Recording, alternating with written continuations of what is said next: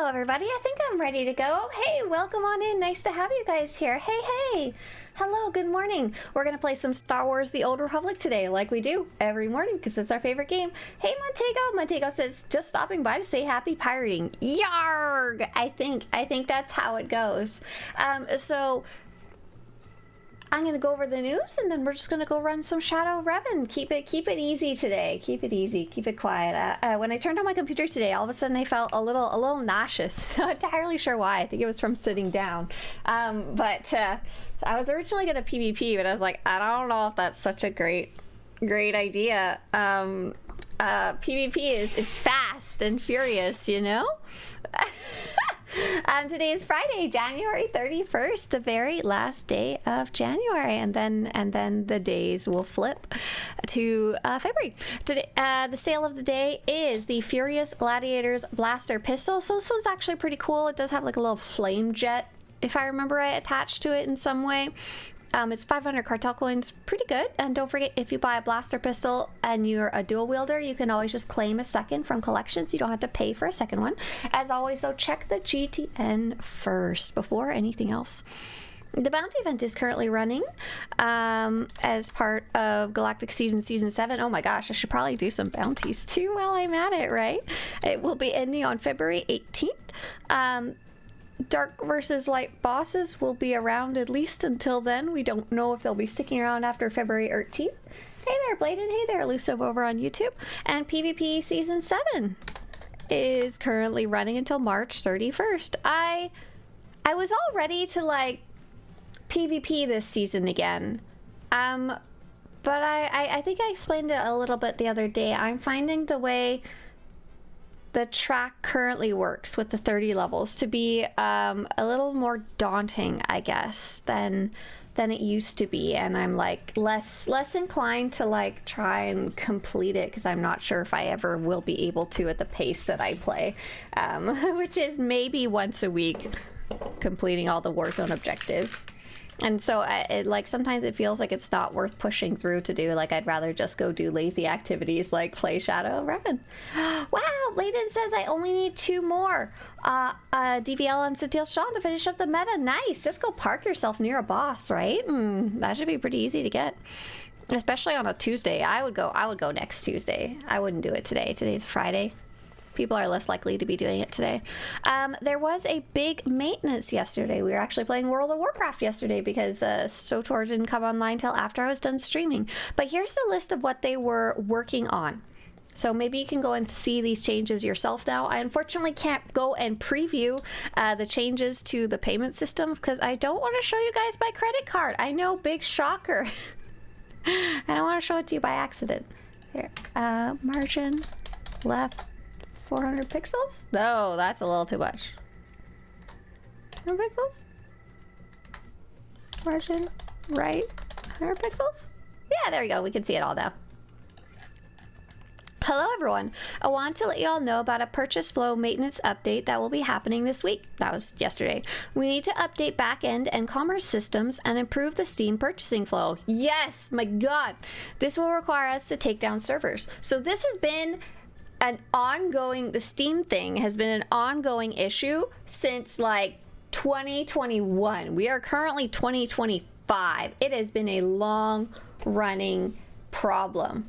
It like nonstop. People will be like, I bought something on Steam and it never applied. And I'm like, I don't even know entirely which customer support to send you to Steam or SWTOR. I wanted to let you, okay, so this was initially to be included in patch 7.6D, but it was determined that we needed more time to make the necessary changes, and more time they did. They had scheduled the maintenance for 4 hours and it was still running quite a while down the road. Oh my goodness.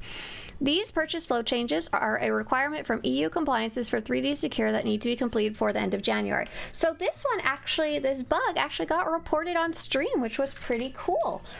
Basically, what happened is that certain EU countries, in an effort to prevent more credit card fraud, like people stealing credit card and using it who don't actually own it, and they implemented 2-factor authentication, just like a security code in SWTOR, almost exactly the same. And so you would go to buy something with your credit card, you go to checkout, it would say, oh, can you please go check your credit card PIN and type it in? However, if the credit card company is expecting a 2-factor authentication, but the website doesn't even know that, it's going to fail the purchase.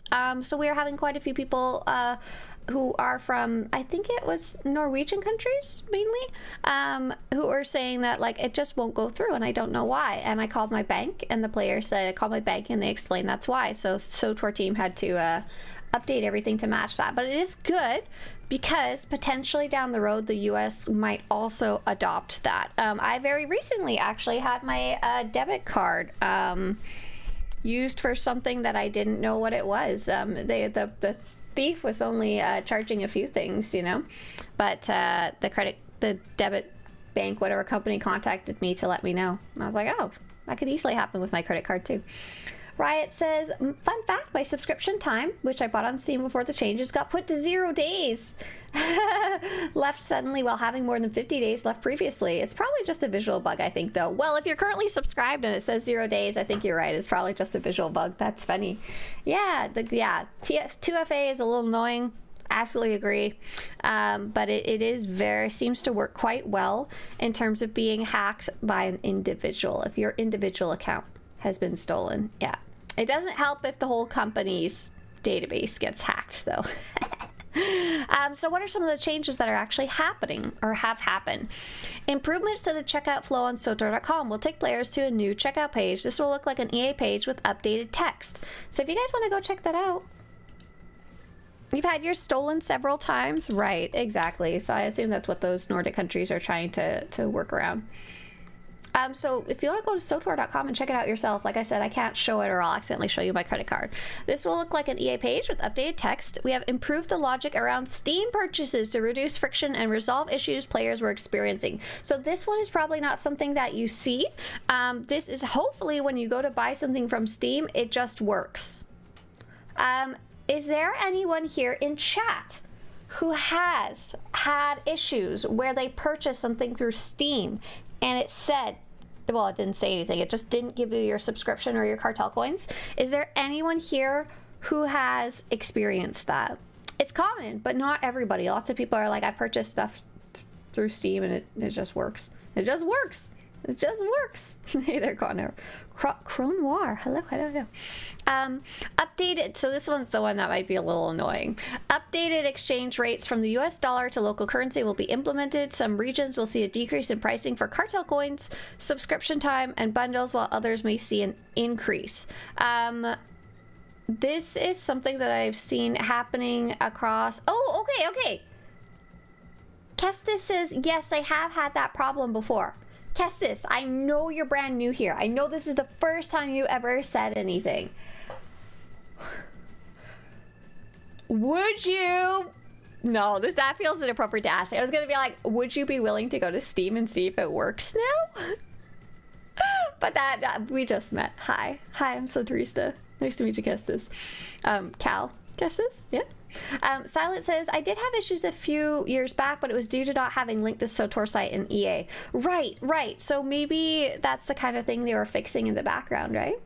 Omega says, I'm playing Preferred right now. I've had my purchases show pending for like a day when I was trying to buy cartel coins. Right, I think that pending, like ideally that wouldn't happen, but that's not quite the same issue. Kestis says, no thanks, LOL and hi. It was a subscription purchase. Right. I think players who are experiencing the problem experienced it with whatever they were purchasing from Steam for SWTOR. Especially subscription is the one that was annoying because people are like, I wanted to play as a sub, you know? And then it just didn't go through. The base, this does not impact prices of items on the cartel market. The base price in USD for all subscriptions and cartel coins will remain the same, so if you're paying US prices, you don't even have to think about it. Kestis says, like to call up EA and such to fix it. Right, ideally that is fixed. Ideally now it would just work and you no longer have to contact any support to fix it, which would be freaking fantastic. The price on reoccurring subscriptions will not be updated when these changes go live, however, they will be in the future. We will issue a 30-day notice to all players who have an active recurring subscription once we have timing in place. So, unfortunately, some countries, like I think Canada is probably going to be one of the ones that's hurt because the price of Canadian dollars versus price of American dollars just keeps being less and less valuable. I look at that about once a month. It's important to me, sadly. So probably if you're Canadian, your prices might go up. I know they're already a little expensive as it is, but for other places it could go down. We don't know. I think we'll just have to... that pricing change should have gone through already. So out of curiosity, can you guys, especially those in different countries, go to SWTOR.com/buy, and does it show you different prices for the 60-day non-reoccurring and for the cartel coins than it did yesterday? Yeah. Phantom says, give that a few months and the currencies will get closer. My gosh, right? Who knows what will happen? Where is it? The following payment methods will be unavailable on SWTOR.com. PaySafe cards, Swtorista Banking, Boleto Bancario, and SEPA. So I think these were the ones that were having trouble. Only new purchases will be impacted. Existing recurring payments will remain as is. We will communicate when the above methods will be available once again. So hopefully we're not having any of our like Norwegian friends, or sorry, Nordic friends, and apparently Boleto Bancario. That's an Italian bank, right? Hopefully they're not running into issues where they just can't pay. We are targeting January 30th to bring down the servers and roll out these changes. Oh, they might be available now. Unsure. What are your thoughts on price hikes? I think they're an American company. They're not necessarily price hikes. They said some are up and some are down, but I don't know the... I didn't like compare the previous prices, but I think they're an American company and I think they have the right to charge American prices. But I think this is actually like an industry-wide thing, like not necessarily something they actually care too much about, to be honest, because most of their player base is going to be American, you know, is going to be North American and maybe in the UK. So I don't really have any thoughts on it, I guess. There's a lot of, I was doing a lot of reading about regional pricing, and there's a lot of pros and cons to it.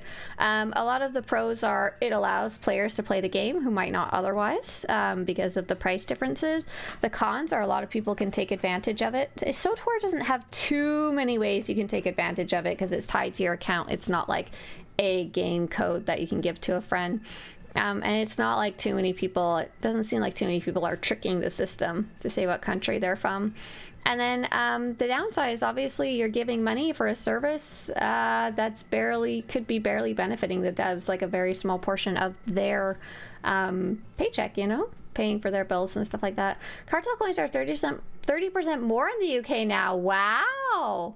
Bold move for a dying game. No. Strange you have no thoughts on them hiking prices all across the world. I guess you're American. You're in America, so it doesn't affect you. Correct. But like I said, I'm also Canadian, and the price differences do actually affect me.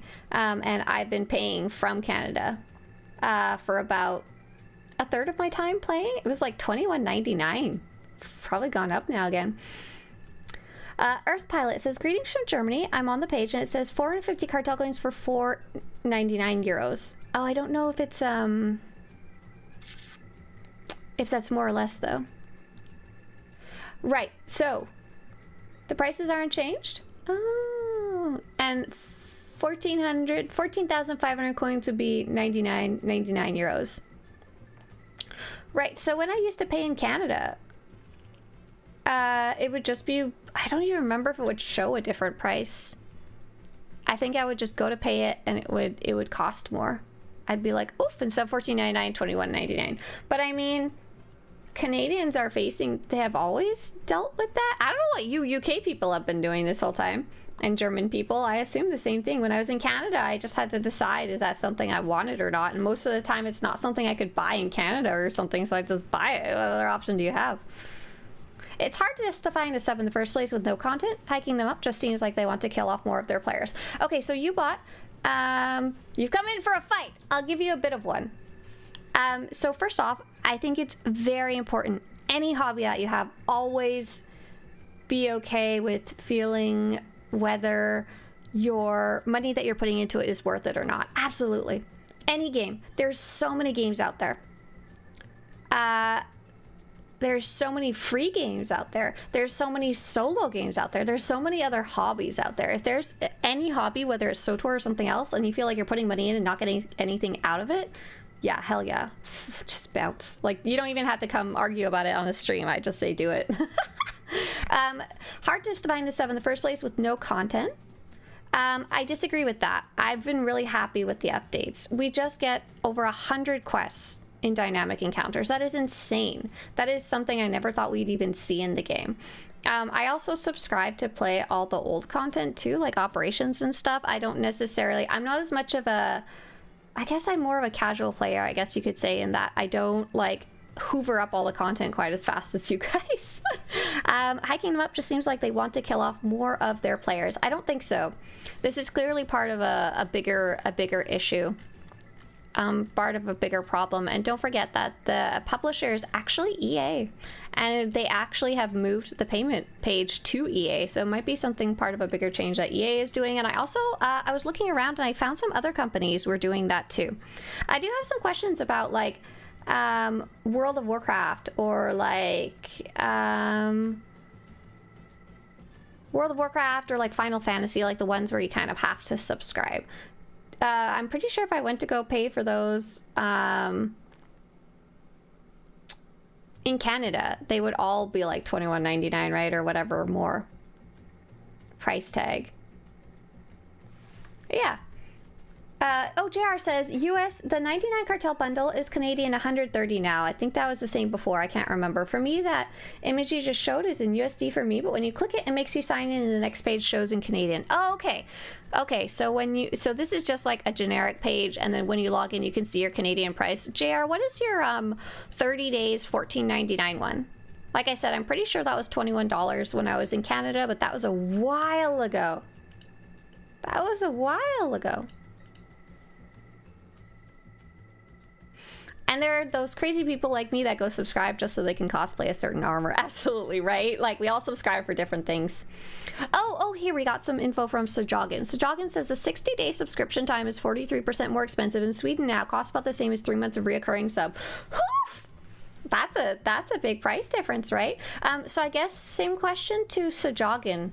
When you go to buy other stuff online that is from the US that you cannot buy directly from a Swedish importer or something like that, is it still super expensive? Because like that was my experience in Canada, was anything in the US was always super expensive. Like, I don't really have a lot of experience with regional pricing, and I always would bitch and moan and complain about it, but then it was that or don't have the product or don't have the software or whatever. Yeah. Do you know a lot of the quests are recycled planet quests? What do you mean recycled?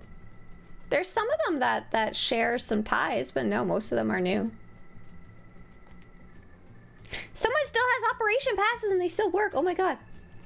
JR says a 30-day sub time is Canadian $19.99. You should retroactively ask for your Canadian $2 per month back. The price went down! But right, so yeah, $14.99 versus $19.99. I mean, yeah, in Canada, same thing. You should especially be asking, like, is it worth it for me?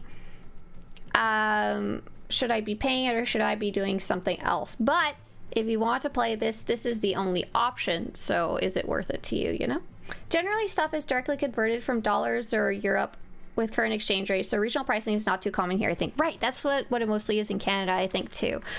Regional pricing, when I hear regional pricing, I mostly hear about it for countries where it would cost them like a month's salary to buy like a month's subscription, you know, where like it doesn't even make any sense at all for them like to pay what would be the equivalent of hundreds of US dollars for 1 month's subscription because the exchange rate is so poor.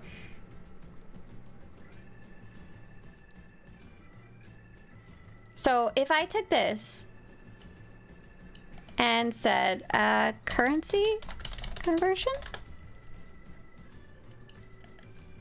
the United States dollar $14.99, in euros it's $14.42. So does anyone, how does that work? Because the euro's multiple countries. Is there anyone in, say, like, oh, I guess you guys can't see this, hang on. Is there anyone, say, in Germany right now? Germany or France? Est-ce qu'il y a quelqu'un qui est dans France maintenant? How much is the sub? Because that should be about 14.99 euros. Germany, Spain, Portugal? No? Oh, they haven't changed the prices yet. All right, okay, my bad. We should be looking at cartel coins, you're right. Let's look at the 1050 cartel coins. I think we had someone earlier saying that the euro prices were about the same. They were like 9.99 euros, right? So if we have okay, if we're looking at the price of cartel coins. Oh gosh, I'm gonna shove this over so you guys can see. Hang on. Yeah, padding. Padding. Left. 500 pixels. Oh, that was too many pixels. Hang on. 300 pixels. That should do the trick. There we go.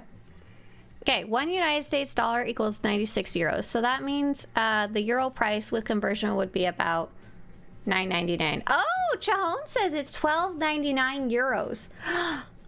I wonder if some of that price difference. So I think you have to, if you guys want to help check, you would go to SWTOR.com/buy. My currency is HUF since I live in Hungary. So let's take a look at money in Hungary. Oh, 1 Hungarian forint equals 0.026 United States dollars. Okay. Hungarian forint. So it would be, if it was a direct exchange right now, it would be 39.17 Hungarian forint. Oh, my currency is in rupees? Rubles? Is that different? Okay. I thought that was... Okay, cool. So, Russian ruble? Question mark? So it'd be $984. Yeah? Would be... So what is the actual dollar amount that you get charged for this one when you log in? I was pasting comments from the forums, but there were multiple posts, but obviously they've been deleted. Oh! Okay, well, I want to talk to the people on the stream, not the... Wait, what is yours? Where do you live? Don't post other people's. I want to see yours. Okay, so 20 of the 27 EU countries use euro. Right, that seems most of them. A huge chunk. A huge chunk of the people who play would be either American or they'd be a little bit from Canada. The 1050 pack is 1053 in Norway. Let's go back to that page really fast. Yeah, it's about the same price. Oof, it's 50 cents more, give or take. Problem is, if they do it with regional pricing, they'll be far, far more expensive outside USA compared to all the main MMOs like World of Warcraft. So, the main player bases is US, Canada, and Europe, or European Union, you know? Those prices don't look like they've changed so much because the euro is pretty one-to-one with the USD. Unfortunately, Canada has always been more expensive. That's always been a thing. $9.99 in France, right. Interesting. 1050 CCR, $8.99 in UK. So how does the UK currency work? What would that be called? I'm having a brain fart. Your stupid dollary-do that doesn't match the rest of them. UK money is called the pound. Pound to town. Pound sterling? Okay, yeah, your guys' is worth less? And it's less expensive. Interesting. Biggest cartel coin pack for me is now 100% more expensive. I find this a bit ridiculous. Oh, Estani, where are you from? Give context. Or what country are you from, rather?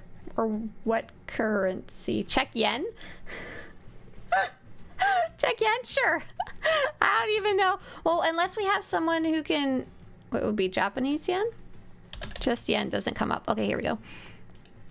So the equivalent price of the $9.99 cartel coins would be this much in yen. But if we don't have somebody who can tell us what the cost is on the SWTOR.com/buy page, it's not really useful to convert it. The UK has a strat because they're not in the euro. They have a strategy? A what? If you like or hate WoW, you get far, far, far more content than your money than SWTOR. Absolutely. I agree with that 100%. That's an 18-year-old game that's had a strong development team for a really long time. This is a 13-year-old game that was rushed to launch and has never really had the support it wants. But it is the only SWTOR MMO, and the story cutscenes are amazing still to me. WoW doesn't, unfortunately, still doesn't. As much as I'm enjoying playing it right now, it doesn't hold a candle. Ubot says, I didn't come to fight. I'm just sharing information from the forums. Apologizes if it's not fitting into the narrative you're creating. Let's see. Patrick says, I feel like now it's a little harder because I used to have a currency displayed as CZK, but now it's in euro. Oh, I mean, I can convert, but it's an extra step, but that's not an issue since I'm sub for like a year in advance now. Anyway, right. Oh, that's interesting that it's showing up in euro instead of your home country one. So it's about the same price in most of the places that play the game.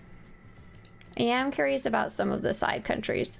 But like for some of the side countries, I wonder how many players actually play there. Like do video game developers care about places like, okay, so Pat from Czechia, like how many people, Pat, can you go around and ask every one of your country people how many of them play SWTOR?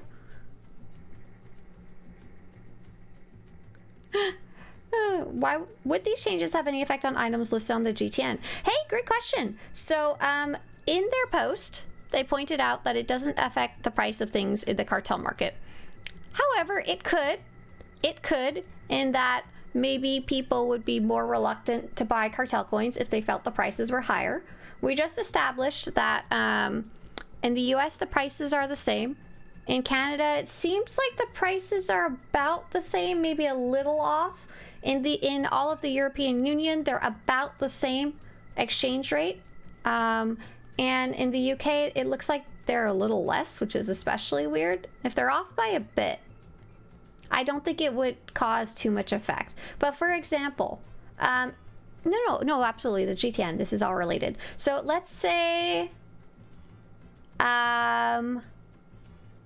the cartel coin costs were double. Let's say you went to go purchase your 10,000 or your 1,000 cartel coins and the price was suddenly around $20 USD. You would be more reluctant to buy it. You'd be more reluctant to buy stuff from the cartel market and resell it on the GTN, you know? So that could lessen the supply on the GTN and then make the prices go up because low supply. However, it could also mean that people are just less likely to buy cartel coins to buy stuff. They're like, oh man, I really want that Revan armor set. So the supply could go down, which could drive up the prices. But also it could be like, oh man, that Revan armor set is so expensive with cartel coins. I think I'll just buy it on the GTN. And that makes the demand go up. However, like I said, I don't think the price differences are extremely noticeable for the majority of players. The amount of players that play outside of the US, outside of Canada, outside of the European Union, outside of the UK, which is the ones I guess we need a little more information about, is probably a very small percentage. I wish I knew how much. That would definitely be interesting to find that out, but I don't think it's gonna have, at least in this current round of changes, I don't think it would be a major difference. How does World of Warcraft handle regional pricing?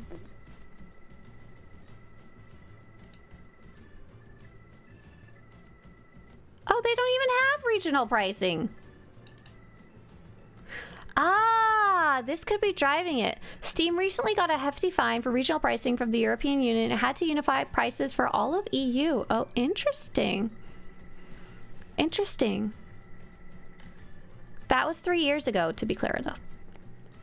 Is there any chance that we get regional pricing in Europe for World of Warcraft? I mean, the fact that people in Germany pay the same price as people in the Balkans and Eastern Europe is kind of crazy. Am I wrong, or does Russia have prices something around €7 per month? I think that's €7 for Balkans instead of €13 is more fair and would attract more players.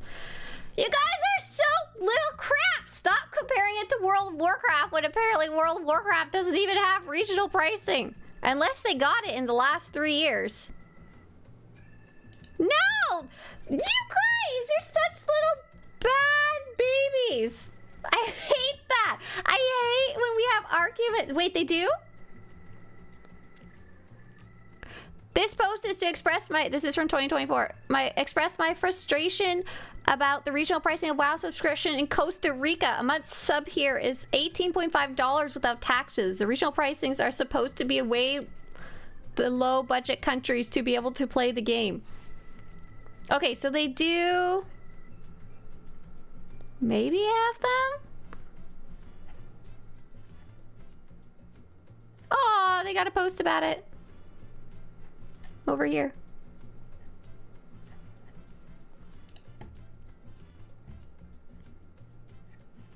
WoW sub is $14.99 in the UK. It's $9.99. UK is getting a good deal there, right? UK is getting a really solid price.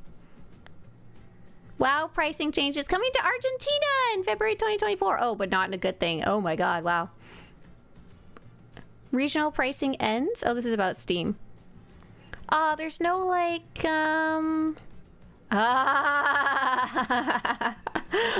no, this is from January 2025, published 3 weeks ago. Blizzard is about to increase World of Warcraft prices, but not for everyone.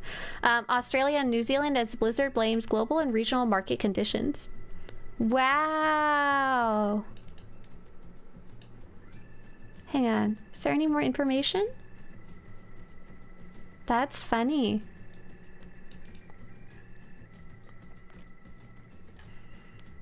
As for why the subscription price increase is happening, Blizzard itself doesn't give a clear reason, like SWTOR. That said, the value of the Australian dollar, especially compared to the US dollar, has been on a sharp downward trajectory recently. Wow. Yeah. Let's all go play World of Warcraft from the UK and get a $5 off. Get a discount. I have friends in South America who pay $9 to $11 for their sub. Is there wow, World of Warcraft regional pricing chart? I doubt anyone's tracked this. This person said this game needs to update its regional subscription prices if it wants more players. Oh, this is SWTOR. This is SWTOR. Hang on. This one's someone from Mexico talking about SWTOR. Oh, I can't find any like comparisons. Oh, that's so sad. I guess it would be hard because it probably changes all the time. Ah, disappointing. JR says that January 2025 WoW article seems to be in line with what's happened with the SWTOR pricing. I think so. Like I said, I found another game. Oh, I wish I remembered if I went through my history real fast. There was another game that also was doing it, slightly less well known than the ones we're talking about now. Let's see. Regional?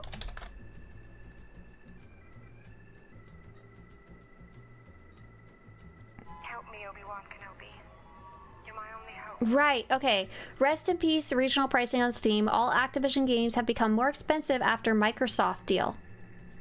So that was something I found a few days ago.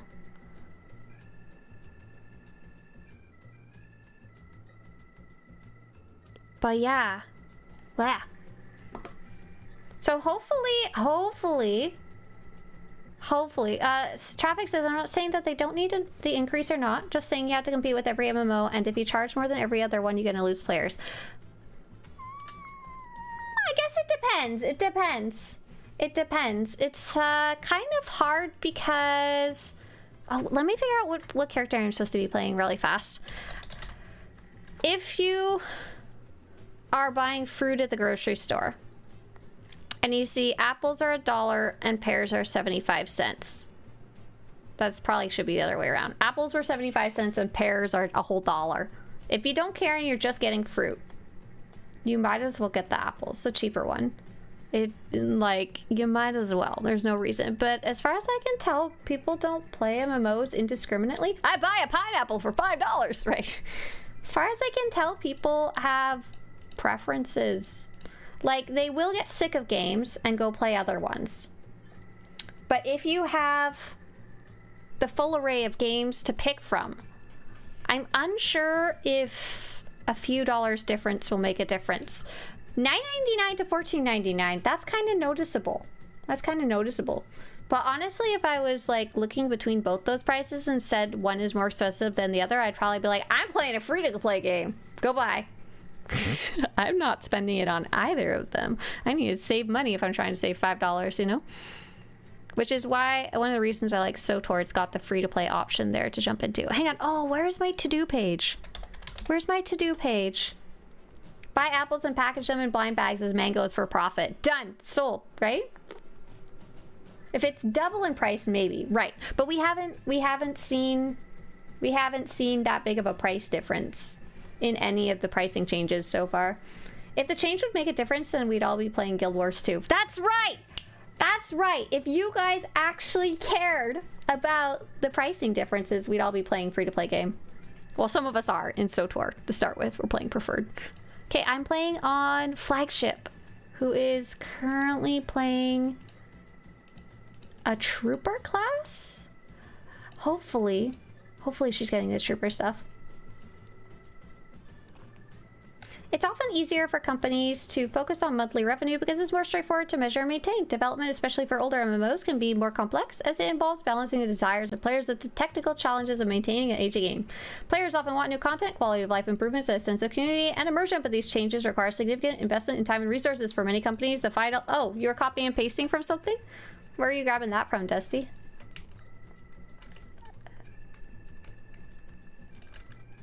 That's that. I hate it when I'm trying to like copy something over and it gets cut off halfway. It drives me nuts. I'm like, I just want to share information.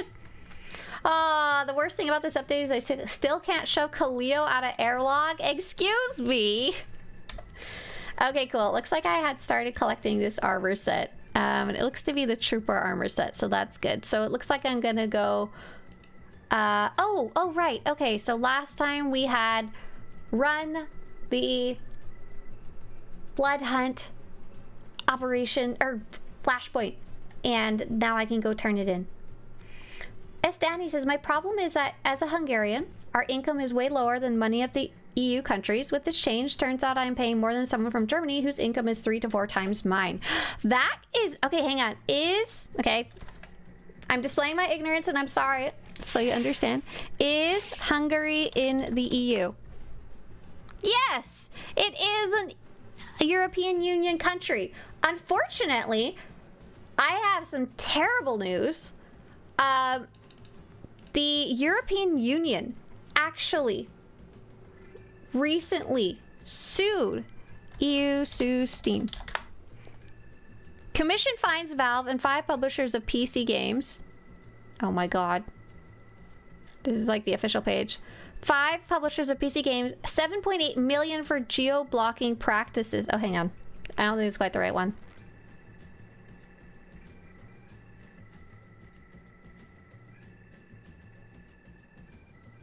No, this is not correct. Hang on. For regional pricing. Apparently they got sued twice. Oh, no, I think they are the same thing. The European Commission found these geo-blocking practices to be in violation of EU's single market rules, leading to fines being imposed. Valve argued in its appeal that copyright holders should have the right to charge different prices in different regions. So it's literally Hungary being part of the EU. They are not allowed to charge different prices to Hungary, or they get sued for literally millions of dollars, which is crazy. That you cannot get mad at Steam or SWTOR or whatever for that. But I think the goal is to have that unified European market. That's the whole goal, right? Of the EU sharing their cash money. How can I see the regional pricing? Unfortunately, you can the only way you can see it is log into SWTOR.com at SWTOR.com/buy. Yeah. You won't see it. Oh, sorry. SWTOR.com/buy. And when you go to click buy, because it'll show you the American prices to start, you have to actually go as if you're going to buy it. And then it should show you. It should show you the different pricing. But yeah. So if you're in the European Union, unfortunately, you're not allowed to complain about the regional pricing. Well, you are, but you have to go complain to the European Union itself, right? I did select the wrong spawn point. Darn it, I'm really far away. Oh, you meant about being in Czechia. Sorry. Steam got a slap on the wrist. Fines only affect normal people. But right, I think, what were the other 5 companies, I wonder, that were affected? But yeah, when Steam gets fined $6 million or whatever, all other companies want to follow suit. And you know what? That's probably why they were adjusting all of the regional pricing. That very well could be the reason. The EU regulations make it better for most in the Western Northern Europe because we get cheaper subs since regional pricing would be higher. But for Southern Eastern Europe, it's worse because it would be lower cost. Ah, gotcha. But I assume I'm not part of Europe. I'm not part of the EU. Right, I'm sorry. The European Union is not the same as Europe. I always get confused because the old word for Europe used to be EU, but now EU stands for European Union. My bad. Oh, hey, I hit level 80. So I assume there are perks to being part of the European Union, even if you're one of the countries that got the bit of the shaft when it came to the money changes, right? I gotta assume there was things that made it worth it. Otherwise, no one would join, right? You know? Or the countries wouldn't have joined. I think the concept is really cool. It doesn't affect my day-to-day life, so I have no idea. UK is in Europe, but not in the EU, right? You weirdos. You weirdos. But yeah, so I think there is still a really good cause to be made for some of those countries that are outside of the EU and outside of, for example, like South America. We have quite a few players from like Brazil and stuff like that. We have players who are in Europe, not in the UK, not in the European Union.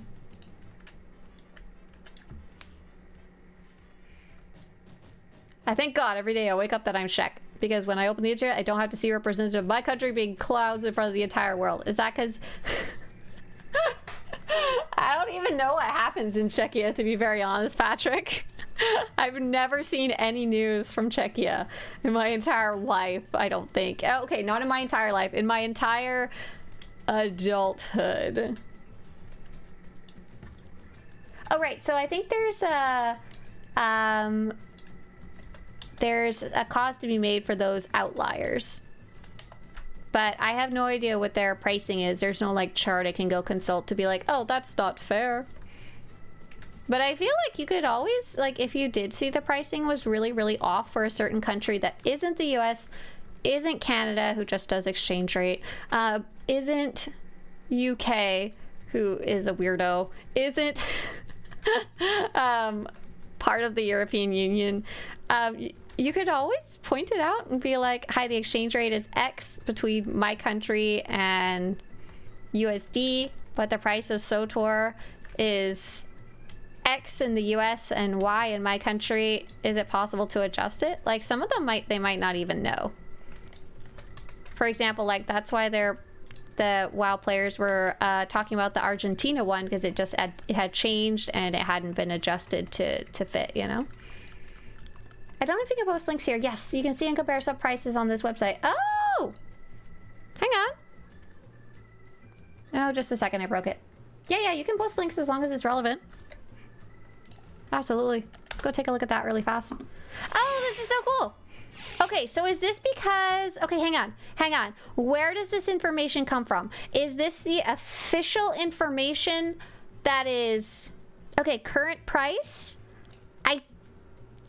So I'm trying to make sure this isn't just the US price that's been converted using like MasterCard or Visa's rates or something like that. Are these the prices that are listed in the database, like from Steam? Like the robot checks it and writes it down as if you were from Switzerland?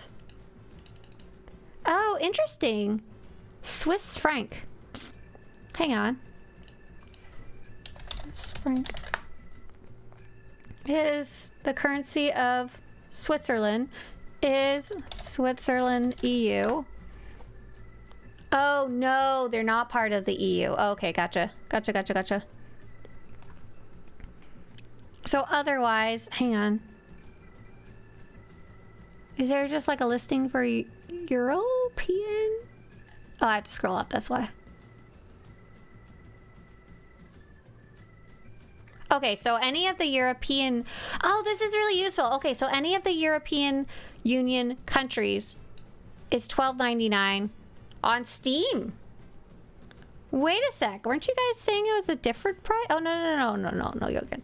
And that equates to $13.50 in US dollars. You guys are getting it cheaper? What? What?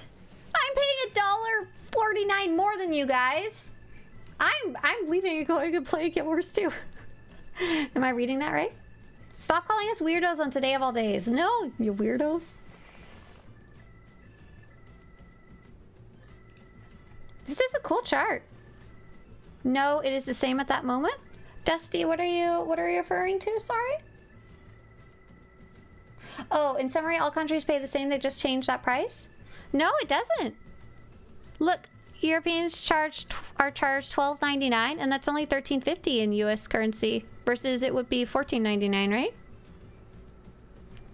Oh, dang. Okay, so we do have clearly on Steam, at least on Steam, a bunch of regional pricing. So for example, if you're in Brazil, and that's what I was talking about, exactly what I was saying. There are players who are not part of Canada, not part of the US, not part of the UK, not part of the European Union. Hey, Winter, happy International Zebra Day and Hot Chocolate Day. Oh my gosh. Mr. Swtorista asked me if I wanted hot chocolate last night. I said no, I wanted to save it because I only have a little bit of my favorite one left. When they reach it, we ain't on the same clockwork? What? I don't understand what you're saying. I'm sorry, Dusty. I heard the reoccurring prices have not updated yet. Yeah, right. Can we look up Rakacha? This was a really useful link. Do you know if there's a way to look up the Steam prices for like 1,000 cartel coins? Like this one here? The insane part here is in Norway, being a very rich country, but not in the European Union, they have a pretty cheap sub. Meanwhile, Swiss is also not in the EU and got expensive sub. Aw, sad. Yeah, it's just going to depend by each country's economy, right? And whether they're in the European Union or not. So our friends in Brazil are luckily only paying the equivalent of $5 USD to play the game, which is really crazy because it is an American company. All the costs that they have to pay are American. All the developers... Oh, Rakacha. Rakacha, is there not a lower one? The only reason I ask is because anyone who's buying 14,500 cartel coins, I consider them... They're probably not even looking at the price in the first place, right? They're just like, cash money. Did you find the cheaper one? Oh, perfect. Thank you so much. This I don't know if this will be updated or not. It sounds like it was for the website. Okay, so here's another thing to compare it to. Where's the EU dollar? Oh, interesting. So in Europe, they're paying $9.99. Pounds. Nope, sorry.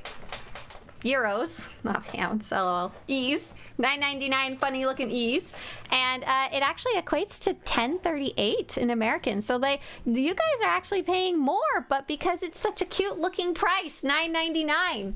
You guys are like, yeah, I love that. You guys are actually paying 39 cents more than the Americans for that cartel coin bundle. Should I move to Brazil? If you want a cheap sub, sure. Absolutely.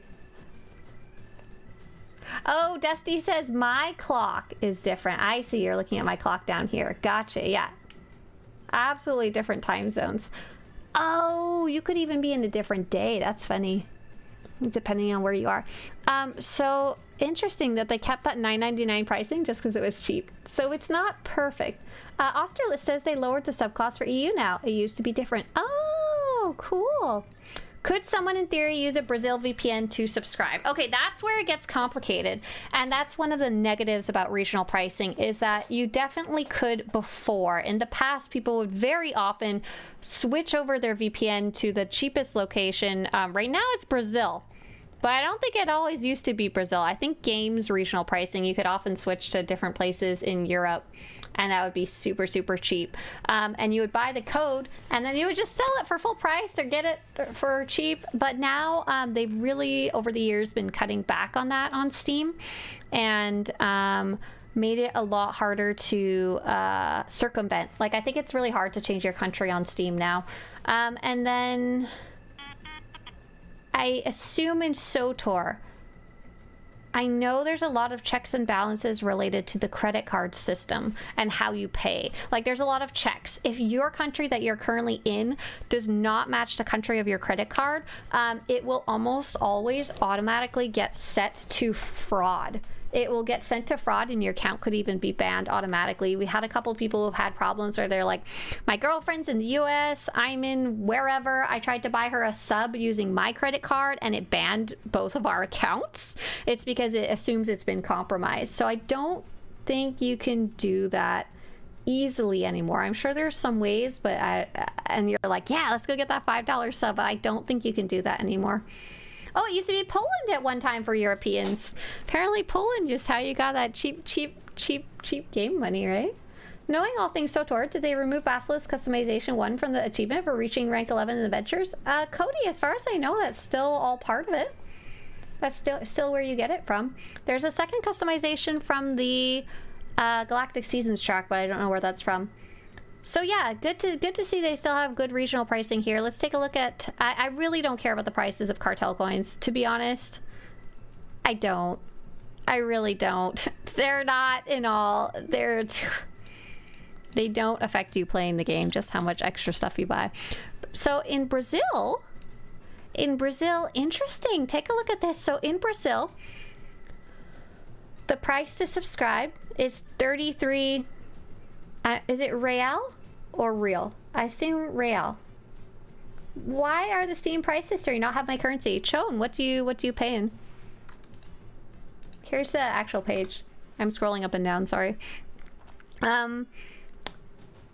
It's $5 American to subscribe from Brazil, but if you're buying cartel coins, it's only $1 discounted.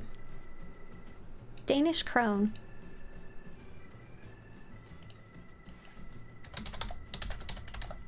Sorry, I can't type. Danish krone is Denmark. Is Denmark European Union? No, God, I can't type. You're part of the European Union.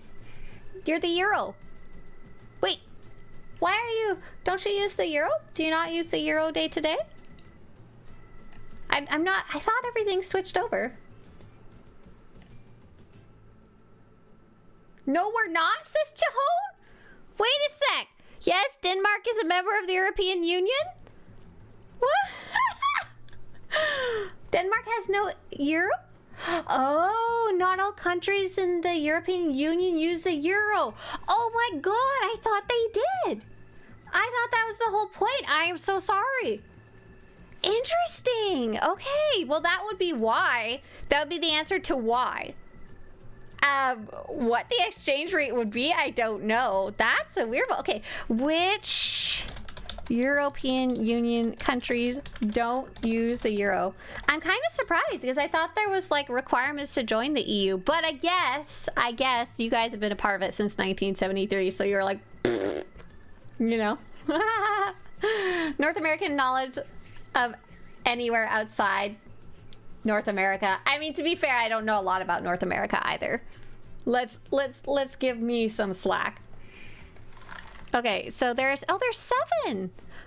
Bulgaria, Czech Republic, Denmark, Hungary, Poland, Romania, and Sweden. Okay, and we had someone here who was saying, I can't remember which country you were from, but then you just look at you have to convert it twice. You have to convert it from yours into euro, and the price that'll be displayed is probably the euro. Oh, and that has to do with the time that Steam got sued for not offering the same pricing. So anybody in the European Union is going to be shown the euro price of currently $12.99 on Steam, and then you had to figure out what yours is.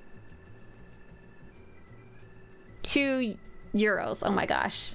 Yeah. Even when the UK was in the EU, we still use the pound as currency as we didn't sign the agreement to join the euro. Oh, the euro, the dollar. Oh, interesting. Very interesting. Very interesting. People would change their location to Argentina to buy games cheaper. It became an issue because, yeah, that was it. That was Argentina. People always used to change their location to Argentina.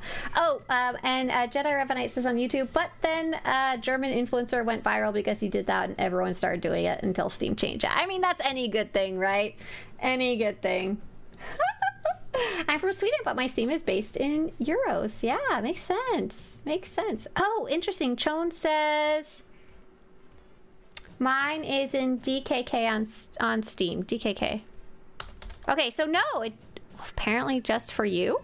So weird. Okay, so Snabba is from Sweden. That doesn't use the euro coin, but the Snabba's prices are in euros. Chahone is from Denmark, which also doesn't use the euro currency, but Chahone's pricing is in Danish krones. Oh my god, how are we supposed to know anything if that's the case?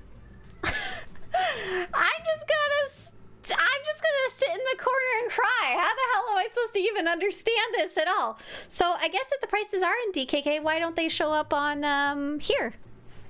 I wonder why.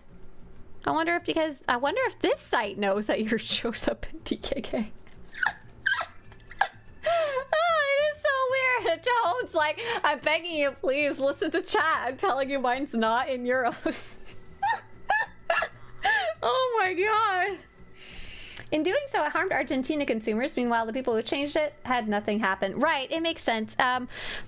If a good thing is offered and people take advantage of it too much to the point that it causes the person offering it harm, then in the end the people who actually need it get not the good deal anymore. And that does with anything in the world. That does with any service that's being offered as a generosity, you know. Well, good news is looks like they've locked down a lot of the ways to do that, so now our Brazilian friends can pay just $5 footlong. Very interesting. Could you check the prices in Argentina? What would be the... Yeah, so we were just reading about that. World of Warcraft is gonna be raising prices in New Zealand and Australia, and last year there was a lot of conversation about Argentina prices, but I imagine the amount of people that play WoW from Argentina is a lot higher than SWTOR. Like, it's actually maybe more worth like caring about, you know. Argentina, oh sorry, currency? They use the Argentina peso, okay.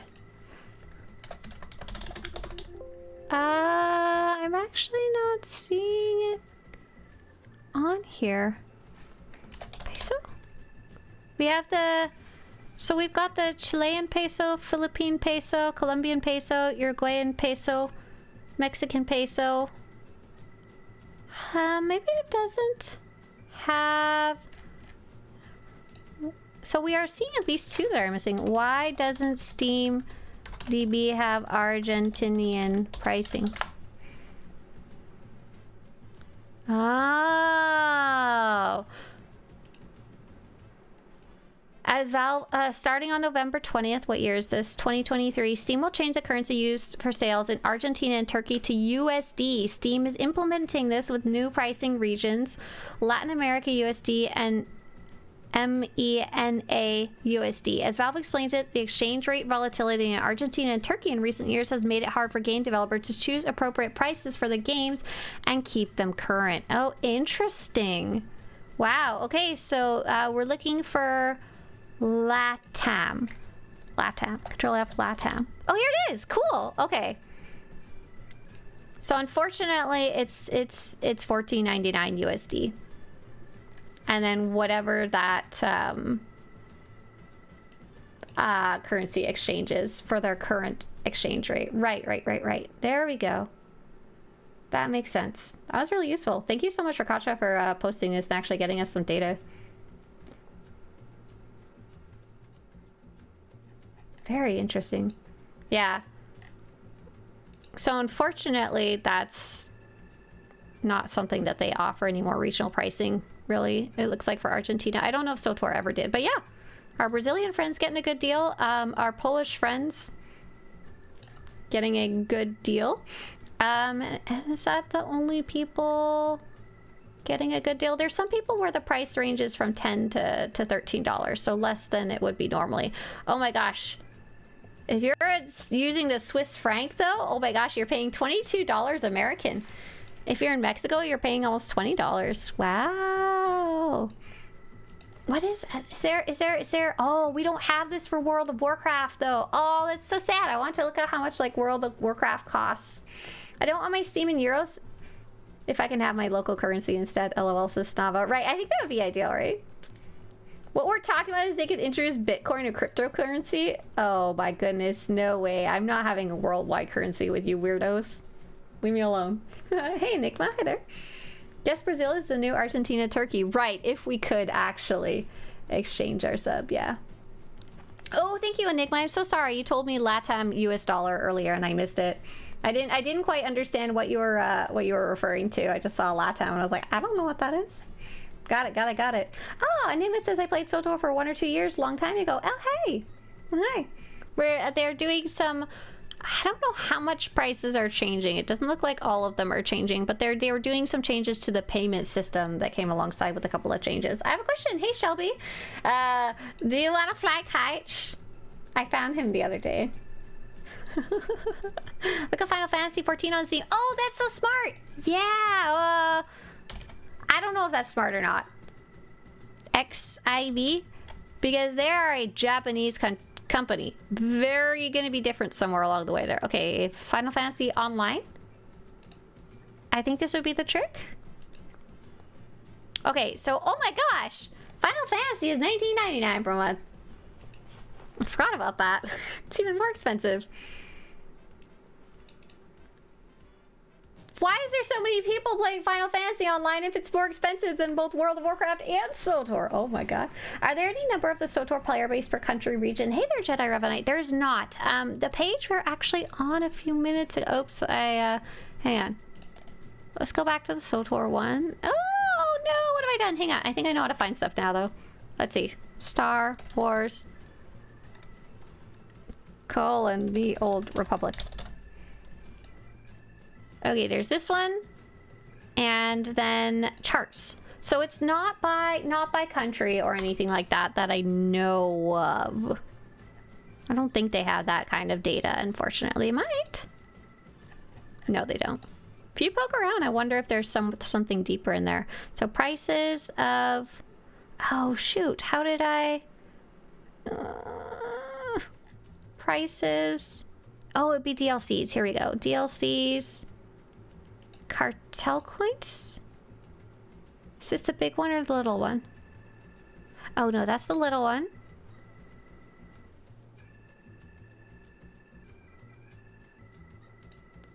Trying to figure out how to find the nice one that Rikacha had linked us. I'll scroll up and see if I can find it really fast.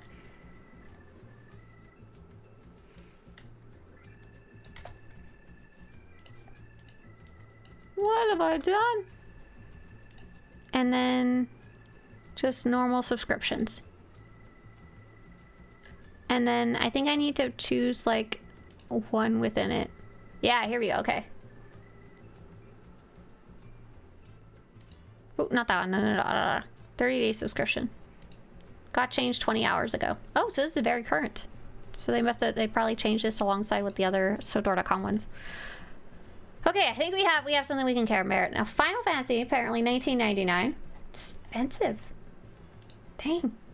And they're also, to be very clear, I believe they are a Japanese-based company, so a very different economy. Hey, Dusty, thanks. SWTOR, as it should be, a small society of people with dreams and hopes. Oh, you're funny. Okay, I tried playing Final Fantasy 14, but no voice acting in this slog made me bored to tears. It's definitely a different type of game. A lot of people really, really like it, though. Okay, so we have... What should we compare it against, though? So in Brazil, You also get it half price versus SWTOR is like $5. Let's take a look at Sweden. That was one of the other ones. Swedish. What were they called? Swiss franc. I'm sorry. Swiss franc. Oh yeah, here we go. That's interesting. So in Swiss franc, they get it for half price versus in SWTOR, it's like $5 more. Interesting. Canadians get a bit of a discount. That's nice. Oh, it's $24.99 in Canadian though. Dang. Okay, so Canadians, when they would look at that price, they'd be like, oh my god, $24.99. But it's technically cheaper in USD. The Canadian dollar is just really bad. As a Swede, I feel insulted right now. Swiss equals Sweden. I'm so sorry.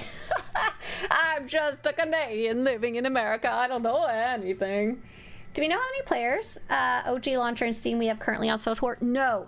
We only have stats through Steam, and as far as I can tell, a lot of people play through the original SWTOR.com launcher, especially new players. I think a lot of new players come back through SWTOR.com, like they don't even know it's on Steam. Oh, Shelby asked the question, but it wasn't, you want to fly kites? I ran out of mana, what should I do? Ask. Here you go, Shelby. Here you go. You do this.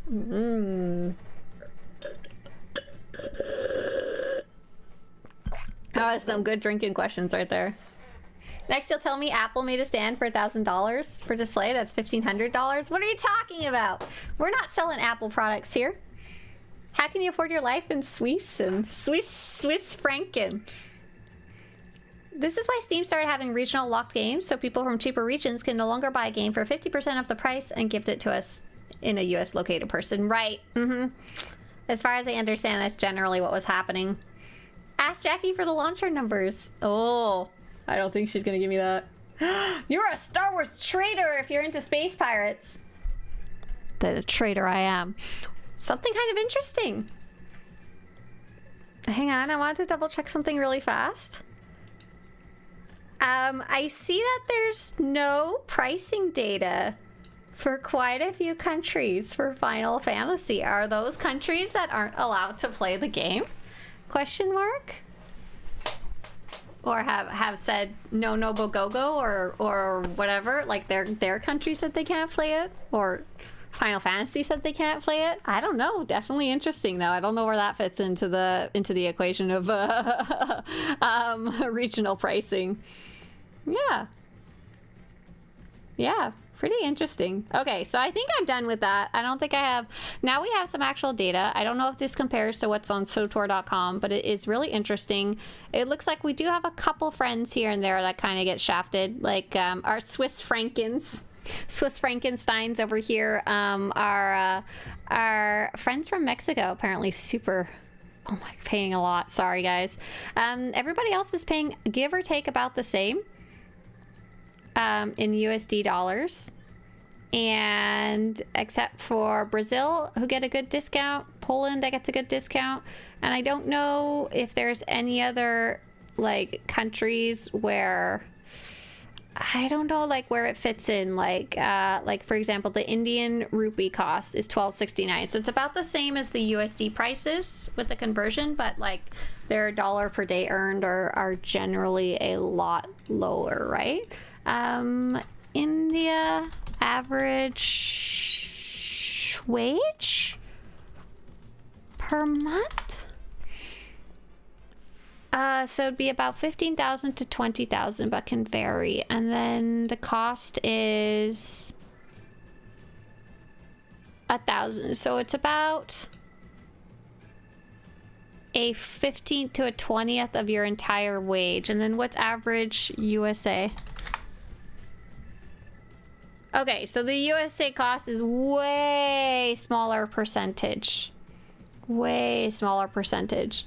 So those would be like ones that would really benefit from regional pricing, right? But even Final Fantasy. Hang on, where's Final Fantasy? Even Final Fantasy doesn't offer that much of a discount. Like it's still $8. It's still a huge percentage of their like monthly wage. Right, Indian people are hungry. Most don't have time to don't have money for a game. Sorry, don't have money for a game. Right, and that's the idea of regional pricing. is to offer it like super low for people from those countries, because otherwise it's not even worth buying for them, right? But it looks like even the one that we can compare doesn't offer it. I am curious, like unfortunately we don't have too many people from those areas who'd be willing to chime in, or the ones that we do occasionally run into, they're usually someone there for business and they're not being paid local wages, like they're traveling or they're military or whatever. Lots of posted people, yeah.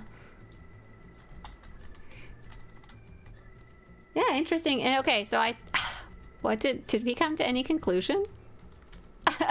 sorry, Swiss francs. That's about all I came to without being able to see the SWTOR.com prices. If you don't like the SWTOR.com prices, definitely go try Steam, because it sounds like it should be working now, and then you can actually compare it. Exactly, that's the point of regional pricing. Your price too high in poor countries, no one will play or buy. Right. But at what point is it too cheap to even bother offering it, that it doesn't pay your costs? That I don't know. That I always wonder about. Because if they offered SWTOR subscription for $2 and like 3,000 people from, I don't know, from some other country where they don't normally play signed up, would that even cover the cost of the customer support and developer support that adding that amount of players would cost? Especially because those players aren't also like spending a ton of money on the cartel market. I always wonder about that kind of stuff.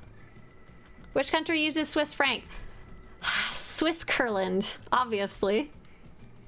SWTOR is smart by having a game that relies solely on skins and add-ons without requiring a large player versus player component. I don't think is there any games that do? Oh, I mean, I guess all the shooter games are technically player versus player games. I'm running through the Revenites! I run! Swiss Kurland. Hey, Swtorista, what's the most powerful dark side ability in SWTOR? Oh my gosh. I know the answer to that, but it's super spoilery. Are you talking about like an ability your character can use, or like something that's been used in the story? Also, my character isn't wearing any gear, so I'm gonna go with not anything that she can use. With digital projects, it's better for them to have thousands of players paying a lower amount than no one playing buying at all, as long as you cover costs and have a lower profit. Right, I'm kind of curious about that, because I know like they've always struggled with customer support. Like, they never have enough customer support as it is. And if 3,000 people all of a sudden were playing actively more, it would be, oh my goodness. They would definitely have to have some more people. But I don't know who they hire to do that. If they're hiring... Oh, I forgot to put clothes on! Oh, I'm not naked. I just am weak. Oh, it's because my companion's not a healer. I got it. I understand what's going on here. No. We're good. We're solid. We're gonna survive this. So what am I actually up to? I'm sorry we talked so much about that. I was very curious about it once we actually had the data. Very curious.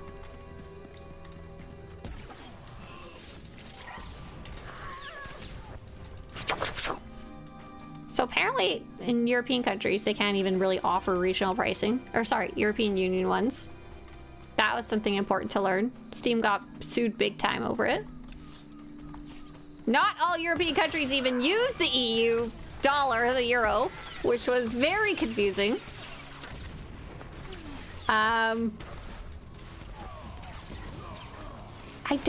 of the prices did change, but some of them didn't change too much. Did we have a comparison? Can we check by day? Update history? Oh my gosh, we can check by day. Hang on. Update history?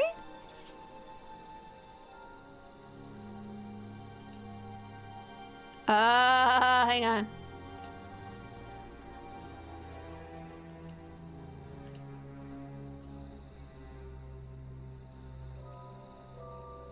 I'm not sure I have access to that without making an account, so oops. have Quinn as a companion on Rishi doing the Revenant questline when you're not a warrior? Great question. With being spoiler free, in later parts of the story, you can have companions join you who may not be part of your original companion roster. Yeah. So what is there is... Okay, so the most powerful dark side ability that you can... Most powerful dark side ability you can use. I'd have to go on Star Parse to find that. That's what matters, eh? Hey, Aris, thank you so much. And then... the most powerful dark side ability that anyone has ever used, trying to be spoiler free, will be the ability to consume an entire planet's life. And this has happened strangely multiple times in Star Wars. The Old Republic in its various forms. Really is kind of crazy. I have 2 nickels, which is kind of weird, you know? It's happened at least twice. No, at least 3 times! At least 3 times. That entire planets have been consumed by a user of the dark side. Not just blown up, but consumed. Is that one NPC still headless? Probably, if I had to guess. I don't know which one you're referring to, but I'm not going to find out. That's scary. I don't want to look at it headless, man. Australia says the highest income levels in the EU surpass Canadian and US levels, while the lowest are below the American average, even lower than Mexico. Right, that's going to vary a lot. But yeah, they can't charge price differences or they get sued, so not worth it. Sorry, lowest priced countries in the EU. Oh no, let me in. Ooh. Leave me alone, I just want to go kill Revenites. Here we go. So I don't think technically you can go back to this one. I'm surprised it's letting me go back. I think the reason it's letting me go back is because I was part way. I had started the story, and then I went and started the later expansions. But Shadow of Revan, it technically locks you out from starting it if you... Oh, goodness gracious. Leave me alone. It technically locks you out from starting Shadow of Revan if you start the later expansions. Wow, I get hurt so much. They hurt my face. Oh, okay, I'll heal up.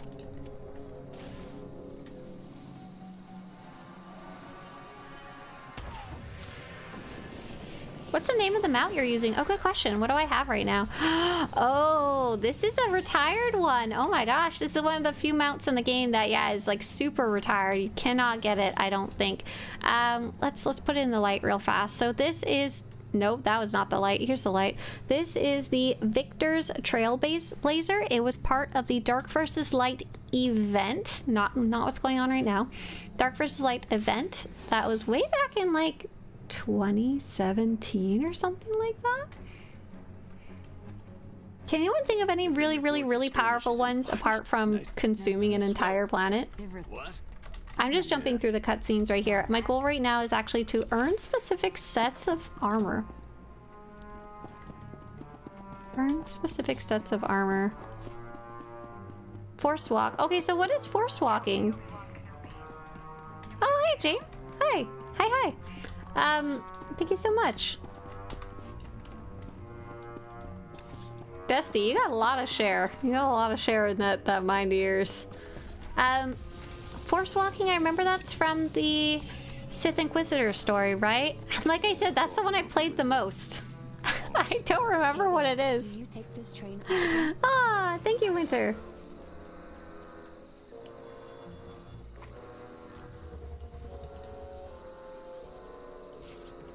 I know you guys are like writing a couple paragraphs about force walking and I'm super excited about it. Like, genuinely. I do remember it. In my mind, I thought it was like going into people's dreams, but I don't think that's actually what it is. Oh, I don't need to step in the fire. Hi, Lana Panico. Hi. Ghost eating? Wait, is forced walking the act of consuming ghosts? Is that what it is? Forced walking is like moonwalking, except you go forward. Force storm is strong enough to wipe out a fleet from Dark Empire.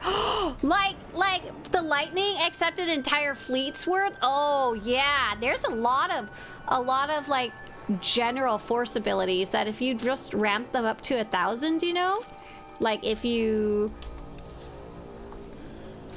instead of just against 1 or 2 people, you could use them against giant like planets or fleets and stuff like that. Oh my god, like Satil Shan could use, not Satil Shan, Bastila Shan could use battle meditation to influence an entire fleet. So why can't we use the dark side stuff to do that too? Can you imagine force choke an entire fleet? Wouldn't that be terrifying? Like just everybody on your ship starts going what about like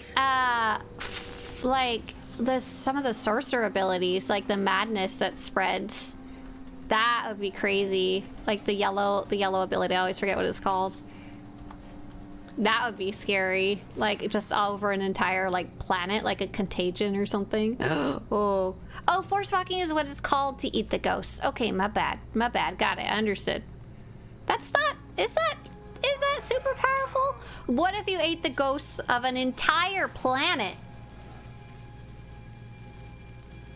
Just saying. Maybe we have a new plot line for the Sith Inquisitor on certain planets that don't really have any life on them anymore, but I think they're like ghosts and everything got consumed, so I'm not sure that counts. Can you imagine? You have like the Sith warrior use like a super powerful like force choke across the entire planet, and then the Sith Inquisitor comes in and it's just like and just eats everybody. Are the Night Sisters dark side users? Oh, I keep dying. I'm sorry. Let's go with yes. If so, I think their necromancy is really powerful, as well as the spell Mother Talzin casts on Dooku in the Clone Wars series. Would you mind describing that for me? What she does in Clone Wars? Are you talking about the drawn one? Like the really old one? I'm guessing you're talking about the 3D one, right? I've watched lots of bits and pieces of stuff, but I can't remember everything. And I'm not sure I've watched every season. Emperor Palpatine may have used something similar to battle meditation at the Battle of Endor and at the end of the Return of the Jedi, according to some sources. Oh, that's fun.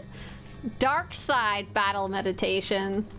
In the extended universe, there was a dark side version of battle meditation. Oh, sorry, that's what you just said. Emperor Palpatine may have used something. Oh no, both Whirlin and Belzamber know about the battle meditation used by Palpatine. No, that's some good lore. I wonder if, does he call it evil battle meditation? It's probably still just battle meditation, right? You know? So when he betrays Ventress in the 3D one, I'll find a link to it. No, don't link me. Don't link me. I won't. It's really hard for me to click links in chat. Like, it takes me like 5 minutes to get them open with the way I have my setup. Copy paste me something.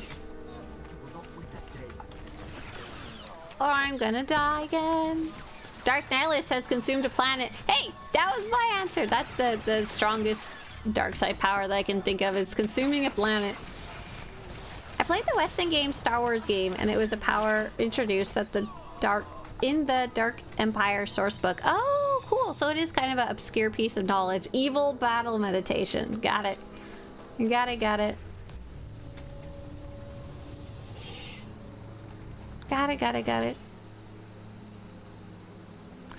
I don't remember the name, but the Emperor somehow kept the fleet focused and at their best, and when he died, they all suddenly lost their morales. Oh, interesting. I forgot to heal up again. I'm gonna die again. I think I should just set Quinn to healer, but unfortunately I keep forgetting, which is problematic, you know? To me being alive. And Quinn's clearly not killing stuff fast enough as a DPS. Probably because he's only like rank 5. Okay. Role selection. Healer. Oh la la. What a concept. You're really bad at this, your favorite game. Hey. Xena says we are getting super snowy up here in Canada. Hey there, Xena. Where are you up at in Canada? I know my mom's always sending me like updates about the weather. She's up in Alberta. Oh, I'm trying to figure out where to go. I think I'm a little lost. Naked says, do you think the game has flourished or floundered under Broadsword so far? So, when they left BioWare, things were really, really, really messy, in my opinion. So regardless of... Oh, did I just get stuck behind a waterfall that I'm not allowed to walk through?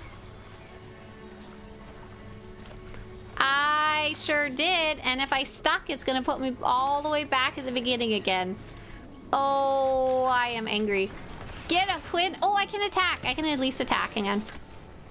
I'll shoot the cats from below. Tactical attack. I see like the cat's footprints, but I can't see the cat. Oh, there it is. Cannot see target. No. Yes, I can. Oh, what if I do this? Oh, there's a cat in the waterfall. Outside of the waterfall? Oh, how come you're allowed out of the waterfall, but I'm not? That's cheating. Show me your cat ways. Okay, I don't know if I can get this one though. Oh. I can come harpoon you out. No, I think I should be okay. If I can kill this cat, then I can slash duck and get out of here. Sorry. So when they ended 7.0, things were really messy. And they were cleaning up after that for a while. And I think regardless of what studio they were under, they would have... Did it die yet? They would have had to do that. I would say during that point, it felt like floundering. And I don't even remember which studio that was under. I think that was more under BioWare at the time. But Broadsword would have had to do it too if it was that... Oh no! It slash-stucked me! It slash-stucked me! Oh, back to the med center. Oh, you're in BC? Oh, good luck, Xena. Good luck with the snow there. So they were floundering for a while. Once that concluded, it looks like they had been kind of, after that, been aiming towards doing solid updates. Regularly. So like 7.6, 7.6.1, 7.7, 7.7.1, and that kind of thing, and do them better than the giant miss that 7.0 was. So I think that idea, that concept of doing solid updates regularly, I think that had actually started in BioWare Studio, and then they took it over to Broadsword, and by the time everything was really cleaned up and they started doing that, in my opinion, really well, that was fully under Broadsword, but who knows, it could have happened under BioWare too. So the good news is that for the most part, most of the same people swapped over from BioWare to Broadsword. I did finally found some information that there was someone else laid off about a month later. They posted about it on social media.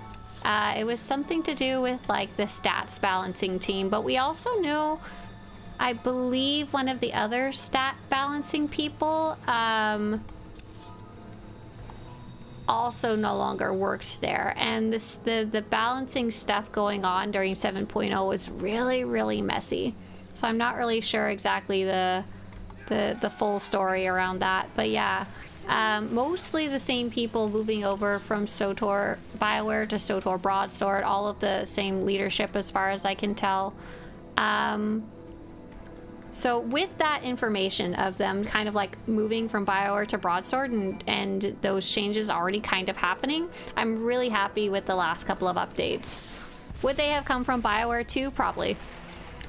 Some people aren't happy. You'll have a couple people in here who are like, I'm not interested in the most recent updates, or they don't have anything for me, or there's quite a few people who are frustrated about the lack of story, which is unfortunately a problem related to the voice actors strike. Can't record audio if you can't record audio. But yeah, I'm pretty happy. Do you think they'll ever truly try to innovate and push this game to newer heights, or will they continue to just push things along and hope to maintain profitability? So I think their goal, a goal of any game, is to at least just push things along and maintain profitability. Actually, after we've seen multiple games shut down in past years, like WildStar, they didn't even manage to push through and maintain profitability. So for a game to continue doing that, that's great. I'm pretty happy with that, to be honest. So all games seem to go through cycles. So World of Warcraft is currently, I think, in a really good position, but in the past, some people were not happy with previous expansions, and the game's numbers dipped, and the development dipped. And then ESO, we're actually seeing they are moving to regular updates, kind of more like SWTOR. They did a big post about it rather than what they were doing before. Final Fantasy is kind of weird because it's a Japanese company, so very different in the way that they do everything. So no, I have no like info about that I could make any real judgments about. So I will say, they did do something really different that they've never done before in the last update, and that's the dynamic encounters, and that's like a big change to the game. In update 7.0, they drastically changed the game with the idea of combat styles. There's only one other game that I know of that lets you play multiple combat roles, and that is Final Fantasy, where you can play all of them. And then, and that was like a huge part of their development cycle at the time. And they just, in terms of like graphical, like technical changes, they've moved their servers to the cloud. Big change. They've implemented 64-bit, which is really cool. Oh, you don't know about dynamic encounters? Oh my gosh. Okay, I have a really good 4-minute video up about them. There's over 100 quests that just got added. That's pretty neat. Like it's not like groundbreaking or anything. It's not groundbreaking compared to other MMOs, but for SWTOR, it is a big departure and a big, really cool investment. And it definitely sounds like they're hoping to add even more, which is cool. Let's see. Sorry, back to the technical changes. So we just had, not just had, but we had the cloud server changes. We had the change from 32-bit to 64-bit. We had the change of, they're doing a whole bunch of graphical updates. Like if you go take a look at Korriban, it looks very, very different. If anyone wants to link that to Day and Tour article of the graphical difference, feel free, so our player could see them. Yeah. So yeah, I think all games kind of either shut down or they go in these cycles. SWTOR does seem to have a very small development team. I couldn't tell you the exact reason for that. I assume part of it has to do with it's one of the few MMOs that's very much under a publisher that's like 10 layers deep. Like EA doesn't really care about SWTOR very much compared to like their other projects, if that makes sense. Versus some of the other games are a little closer to their publisher, I guess? Yeah. Bladen says, I wish the weekly dynamic encounter mission was available under level 60. Oh, I didn't know that. I didn't realize it's not available. So, oh, under 80. I didn't realize it was a level 80 only quest. That's funny. Yeah, Guild Wars 2. Guild Wars 2 also goes through cycles as far as I can tell of introducing exciting stuff versus like kind of sliding backwards in expectations from players. Guild Wars 2 expansions. When did they come out? So we had the last one. No, hang on. Oh, so the current expansion is Chantier Wilds? Kind of ongoing. I'm trying to remember what I was reading about something Guild Wars 2 was doing that people were unhappy with in terms of development. Oh, it was the end of the Living Seasons, right? Is that it? You'll have to forgive me. I played Guild Wars 2 a lot when it first came out, but I haven't really kept up with it much lately. Right, SWTOR added it to Mac. Big update there. So those are more things. Those are not necessarily like groundbreaking things or anything. Those are things to keep the game going forward for many years to come, you know? But they are groundbreaking for SWTOR itself. any new games that come out would have those by default, but to be honest, there's not that many new games coming out because the amount of investment it takes is huge to create a new MMO. Huge, just ridiculous. Controllers, right? So we can kind of play the game with the controllers, but it'd be pretty neat to see some native support. I still would love so much for this game to come out on consoles. I would be over the moon, but I think that's a lot easier said than done, probably.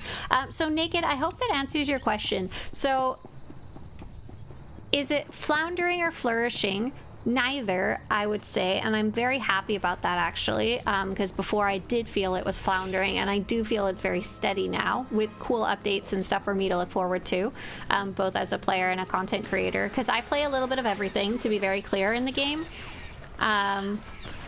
I do group content, solo content, I do collecting, I do exploring, I even used to do roleplay and stuff like that.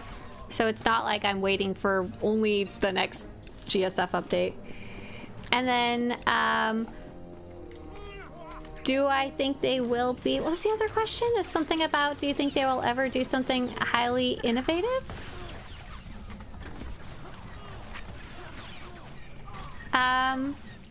Probably not, but I'm still really impressed with what they are currently doing. And if they manage to get everything up to date, which is what they seem to be putting a lot of resources into right now, like the most recent one is updating all the payment systems so they work in Nordic countries. Like it was a huge 4-hour update yesterday, and it's something they've been working on and knowing about for at least a month, so they must have been putting a ton of time into that. Who knows? Once they've caught up with all those type of things, who knows what they want to do or what they could do, you know? I don't even feel like I could guess. I was playing Rift, right? I didn't realize Rift was still running. Like, and we saw New World. New World actually launched, and then it kind of failed. Like, it kind of like fell off the map, and they had to they actually revamped the game. Final Fantasy, as popular as it is, actually shut down for a year to revamp the game, which is absolutely insane. No American company would ever do that. There used to be a bunch of other MMOs, like we were talking about science fiction MMOs the other day, like Tabula Rasa, right? Zach had a comment earlier. Zach said the moment SWTOR launched, it had its resources removed because that's how BioWare operated. If they ever changed the update cadence, it's up to them now. But BioWare's method after the Origins Jade Empire years was, if you ain't releasing next, you get no resources. SWTOR dies, will keep you paid till then. I mean, it's pretty true. So SWTOR was developed with a huge team. Big team working on it for many years. And then it launched, and then most of them got moved to other projects or got laid off, which is honestly pretty standard for the video game industry and has been for a long time. It's only gotten worse and worse over the years of you have no idea what your project's gonna get next. Get all the bad stuff. SWTOR actually finished its first expansion. I believe I remember reading that it was before they launched the game, which is kind of cool. People would be pissed about that now, but pretty cool in retrospect. Shadow of Revan's cadence was pretty cool. But to be fair, they still had a lot of the original developers probably at that time. A lot of still wasn't too far from the launch. But the further and further you got from launch, absolutely, the less support they got. And the more BioWare had to yank resources for the other games they were working on, especially Anthem. Real sad that happened, but you know, it's worth a try, I guess. They're under a different studio currently, so Broadsword. Broadsword, as far as I can tell, we don't really have that much information about them, but before they took on SWTOR, they had 2 different games that were maintained, I guess, kept online for a long time. And that was kind of one of the things that worried us. But I got a really cool concept to read about from another developer that isn't currently on the SWTOR team, and they were saying something along the lines of, although SWTOR is kind of small potatoes for something like EA, and BioWare clearly was interested in working on other projects as a whole, SWTOR is big potatoes for a company like Broadsword. So it's very clear that they're They're making it a big part of their business, their studio. I wonder if the Ultima Online people hate SWTOR people. Because I bet you at least some of their resources have moved over to SWTOR, at least like here and there, you know? Ultima Online, hi! Is it still going? I think so, right? Oh, did I fall down? Oh yeah, I did. But I can get back up. New World has such a game-breaking bug on their new PvP server launch. Is that the Eternum update or something before that? I only know it kind of tangentially from friend Cat.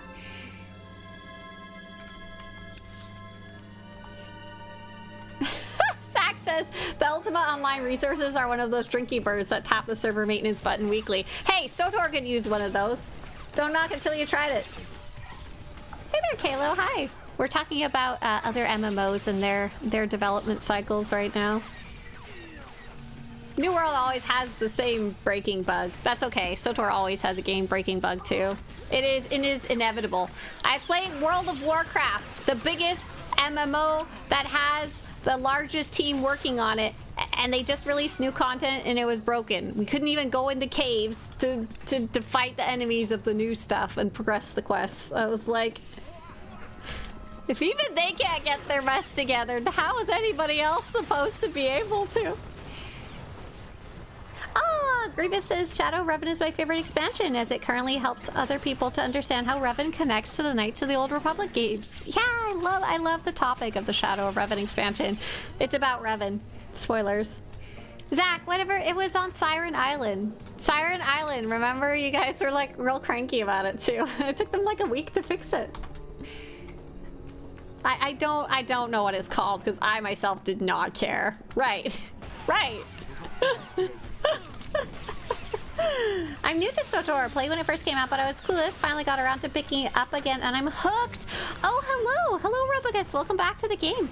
Oh, you played like 13 years ago. Wow. Big welcome back. We're here every morning, 8 to 10 a.m. Pacific. Sorry we've been talking about such like not fun stuff to talk about. We're here every morning, 8 to 10 a.m. Pacific, California time on the weekdays. So if you ever have any questions as a returning player, feel free to swing by and ask them. Out of curiosity, how has been reintegrating to the game? That's a big change to come back to. So much stuff has changed. Like combat styles are crazy. Did you make a new character or come back to their old one? Hey there, Straight Hearts. Hi. JR says it's been a long time since you GSF'd. I was thinking about that. I was like, I play everything in the game. Except GSF, sorry.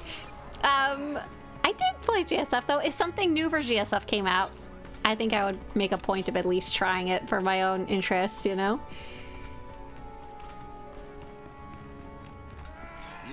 Are there... Oh, Jedi Revenite had a great question. Are there any of the original gangster from launch, the OG programmers and devs in general left?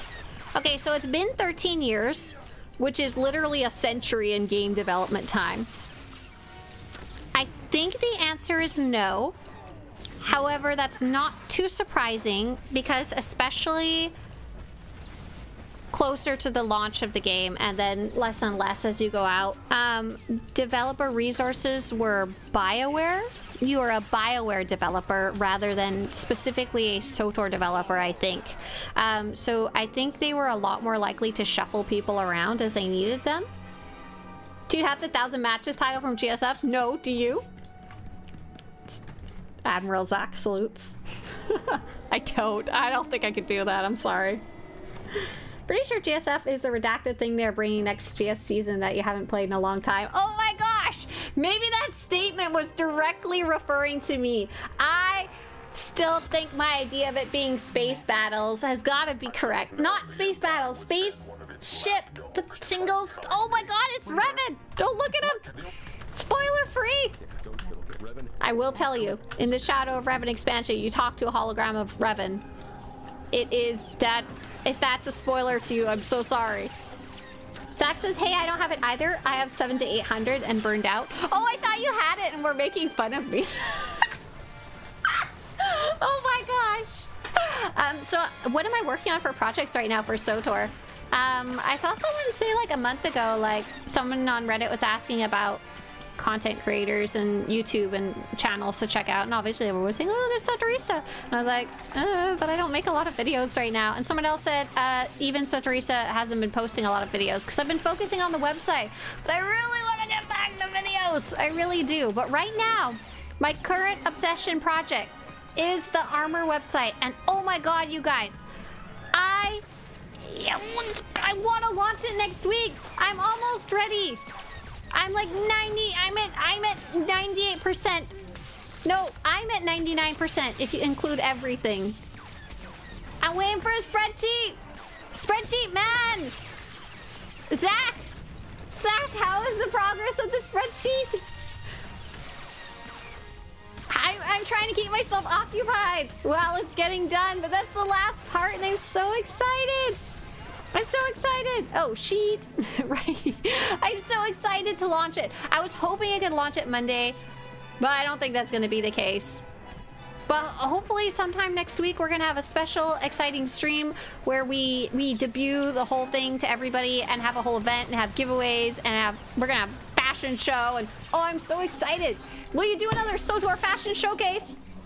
Look at that Deadeye Revenite. Came all the way over from YouTube just to make sure fashion question got asked. Yes! For this special announcement project, yes. Zach! No, Zach doesn't. Zach just needs to complete the sheet by Friday next week, question mark? To be honest, I was stronghold decorating. No, you're allowed. You don't have to do the... You're a contractor. You're allowed to work whenever you want. I just remembered that you were here, and I was like, the sheet! I am not saying why, but I'm so excited and proud of Zach right now, unrelated to SWTOR stuff. He's kicking butt. I was on like a meeting. Oh, I was at a meeting with Big Brothers Big Sisters. They were, by the way, for those of you not familiar with the program, particularly in the US, I think it may exist in Canada too.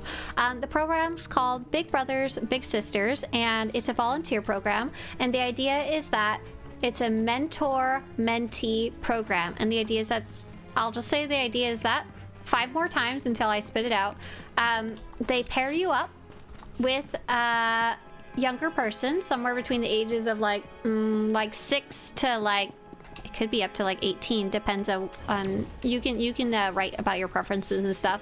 And it could be a kid who's being bullied, or a kid who only has one parent, or a kid who's really struggling for whatever reason and could use an extra adult in their life, you know. I got paired up with mine because she was being bullied, and she's also having a lot of anxiety and stuff like that. And I went to a seminar called online on Zoom, called something along the lines of like your mentee and going to college and stuff like that. And a big part of it was about choosing your career path, or helping them choose a career path. And oh my god, they showed me the coolest resource. How do you sign up? Just Google Big Brothers Big Sisters and there'll be one in your area. I think I just filled out some forms and stuff like that. It is a wonderful program. It's pretty cool watching her grow up and being able to actually help her. Not as much as I wish I could, but it was the next closest thing I could do at the moment to, I wanted to be able to foster, but that's not in the cards. But so this was like the next one. Are you the Asmund of SWTOR? Oh god, no. That's not a nice person. No, please do not. It'll make me sad making that comparison. What I'm trying to find California. No, hang on. I have to go. I really want to show you guys this. It's a California resource, but anybody can use it. And it's something I really wish had been around when I was younger. So this is going to be aimed for anyone who's unsure of their career path, wants to take a different one, or is someone who hasn't even started any career path yet. So like a student or a younger adult, or even maybe someone who has been a stay-at-home mom, or is living under circumstances where they didn't think they could work, and maybe they're trying to explore some options. Okay, what is this called? It's called California Career Zone, and anybody can use this. It's free. It's so cool. Super neat. Asmund because he did fashion shows. Got it. Got it, got it, got it. So I'm gonna link this for both of you guys, or on YouTube and Twitch. Let's see. What is the actual link? I want to... Is this the right one? Oh, you need to make an account. I don't want to make an account. Hang on. I got some screenshots. Oh, I don't have screenshots of that because that was a video. Oh, I'm like smashing through my screenshots. Anyways, there is a quiz you can take, and it helps you take a look at your... I really want to do this. I'm gonna make an account really fast. Hang on in the background. Sign in. Enter your username. I don't have one. Create one here. I have an email. I'm gonna put Swtorista. Swtorista at gmail.com. I don't have an email address. That's awkward. Swtorista is my name. Swtorista is my last name. My password is... You don't get to know that. I'm a student. Let's say I'm a student. I'm in kindergarten through 12th grade. Let's say I haven't started looking yet. I'm in California. I'm not putting in my school. We value your privacy. I'm over 13 and I want to join the site. Okay, you're all done. Perfect. I want to make sure there wasn't anything in there. How is life seeing the CA abbreviation being different things constantly? What else would CA stand for? I don't even know. Should I even ask anyone who Asmund is? It's the largest, or I guess the most well-known World of Warcraft streamer. As far as I can do, that's all he does. I don't think he does guides and stuff like that, though. Okay. So they told us to take a specific one was the most useful one. I want to... I think it may be the interest profiler. Oh, not quite. Assessment?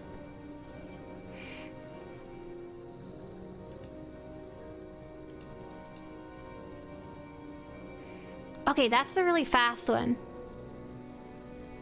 Research? I don't know how to find it! Oh man! And it's super cool though! I'm looking for... Okay, so there's this chart that someone created way long time ago.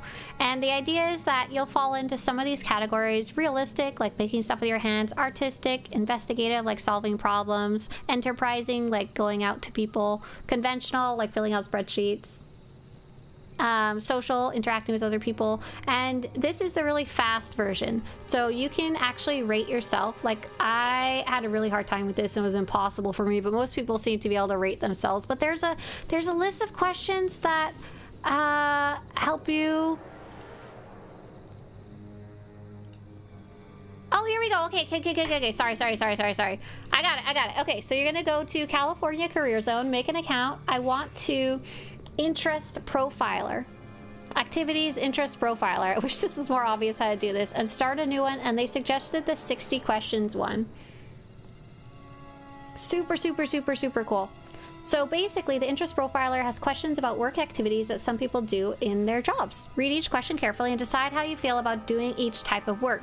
Do you like it? You agree? Don't agree? At any point during the profiler, you can change your answer to the question. Simply use your mouse to move the questions where you want to change your answer, then select a new answer. And I want to show you the whole thing because it's super cool. You can totally use this.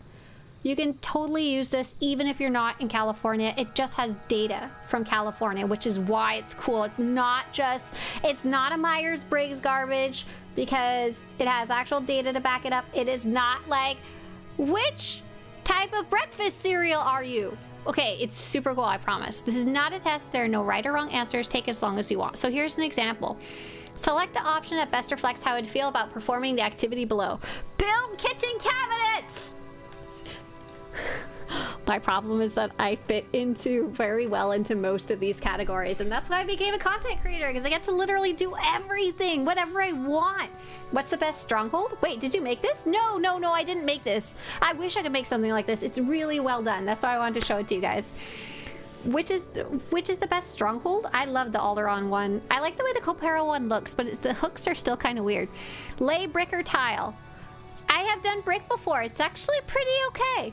Pretty okay. Develop a new medicine. I'd be scared to fuck it up. Study ways to reduce water pollution. That sounds pretty cool, but kind of boring. I'd love to be able to do it, though. Write books or plays. No, that sounds terrible. Play a musical instrument. I suck at that. Teach an individual an exercise routine. That sounds pretty nice. I teach you guys stuff all the time. So this test, I think, is very beneficial to, like, if I had to guess, like 70% to 80% of people, it would apply very directly. And a lot of people found it super, super, super useful. Oh, Zach said it started with build kitchen cabinets. Are you absolutely sure you didn't make this? The part where I struggle, and I've always struggled with these type of tests, is that they don't seem to always line up with the way that I think about the world, I guess. So for me, play a musical instrument. The idea is that this test, it'll put a point into artistic for you. However, I feel like the job that I do now that combines technology with talking to you guys, with reading things, with researching things, and putting them on the website, I feel like that's artistic to me. What I create is artistic in my mind and the way I do it. And look, I've made this. This is super artistic, but I am not gonna play an instrument to write a book. Has to be a physical object for me to enjoy it, or a digital object. Help people with personal or emotional problems. That sounds great. Buy and sell stocks and bonds. Screw that. Okay, so you would go through this test. It's got about 60 questions. No right or wrong answers at all. Take your time. And it will give you 3 letters in a specific order. So I'm going to do my best to kind of choose what might be mine. So probably... Oh, God, it's really hard. Enterprising was the one that didn't fit me well. Enterprising are people that involve starting up and carrying out projects. These occupations can involve leading people and making many decisions, but they wind up being like salespeople and lawyers and stuff like that. But I would say that also applies to me. I start and carry out projects, and I make many decisions related to them. I'm a great guild leader. Can I play a G strength? No, not allowed. Banned. So, I guess investigative, realistic, I like to build things, and artistic, I don't know. Social's in there somewhere. And it'll give you, so let's say my 3 letters are IRA, and you can do the really fast one with the quick assessment. That one's just kind of rating yourself versus the interest profiler. Starting at 60 questions will help if you don't already really know yourself very well, I guess. I would recommend that one. Okay, so if I go to the little quick assessment and I get what did I say? IRA? RA? And what's cool is it does its best to figure out a whole bunch of careers and sectors that might be interesting to you. So if I'm investigative and I'm realistic, I'm investigative, I like to solve things. Realistic, I like to build things. Artistic, like to be artistic. Aerospace engineer, animal scientist, atmospheric and space studies, bioengineer and biomedical engineer, biologist, chemical engineer, cytotechnologist, geographers. Okay, so this is pretty standard. Were there any questions related to STEM? Absolutely. There was a question earlier about how would you like to develop a new medicine that saves lives or something like that, you know? This is pretty standard for a test. These are very similar to the tests we would take even back in the day in paper in school. Now here's where it gets cool. The next thing I gotta show you, let me go through my screenshots really fast. ONET Online. ONET Online. I'm gonna post this for you guys really fast. Here's the first link, California Career Zone, where you can take the assessment. And here's the ONET Online. This is the second part that is almost the more important part. Because the first part is kind of fluffy, but it gives you a direction. Okay, so they said, go to, after you have your letters, that kind of describe the type of things that are your personal strengths, I guess, things that most interest you. You can use the...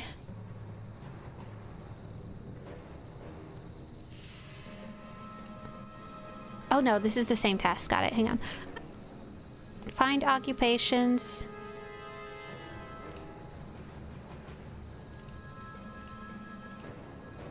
Hang on, I don't want to go from there. There's a place you can like type in your letters.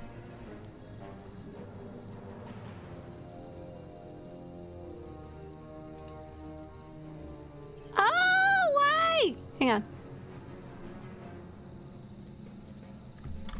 Did I write down? I didn't. I really, really want to show you guys. I know scientist sounds rad. Moose in a lab coat. Interest? This is the data. Help. Online help about ONET, online desk. It's got to be find occupations. Career clusters. Hot technology. Nope. Industry. Job family. Job zone. STEM. Advanced searches. Job duties. Professional associations. Related activities. Soft skills. Technology skills? Oh, I'm so upset! How do I find it?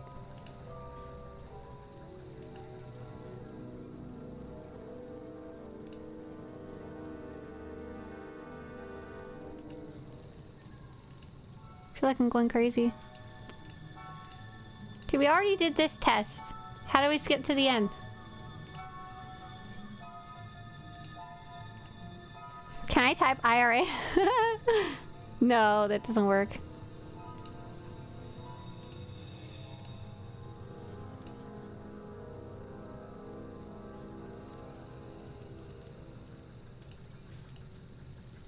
Ah, they have them. Oh, darn it, I'm so mad. I'm so mad. Well, anyways, I give up because I'm just going to be futzing around. But it's super cool because if you go to that ONET site, at least for California, it has these very interesting data-based outlooks. So for example, if you go to the section to jobs with bright outlooks, they have a little sun beside them, and they're basically jobs that, based on the 2023 data at least, they're jobs that are on the rise in terms of things that would be useful to go into school for and stuff like that. And they have a whole bunch of data, so much data and information about what you usually need for that job, at least in California. But yeah, super, super, super cool site. I feel like such a dummy. I really wanted to show it to you guys. I'm gonna have to go ask them what the actual button is that I have to go press. Which of the SWTOR tie-in novels do you recommend reading? Revan! Start with Revan!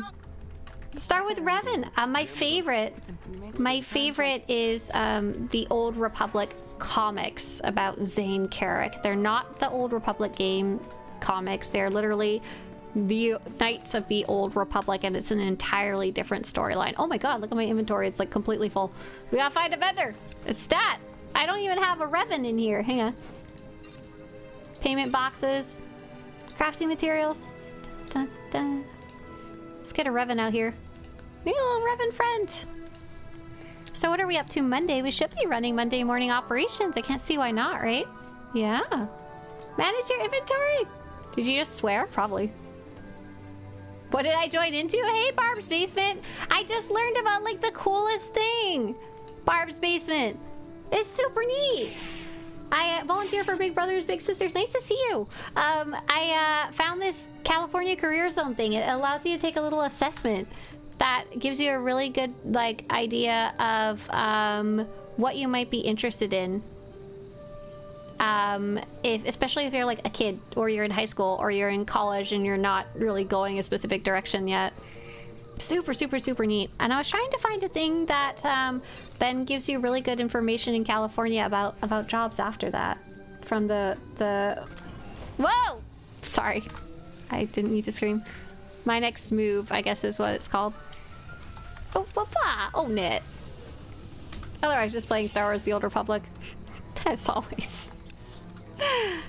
Okay. Speak to Jarwo. Oh, we're about to go do the next flashpoint. Got it. Understood. Okay.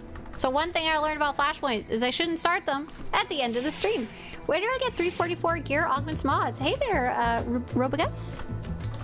Take a look at this. I'm gonna look it for you in chat. I love the Old Republic comics. Really, really, really, really, really like them. Hey, stop putting my money in the swear jar. Leave me alone.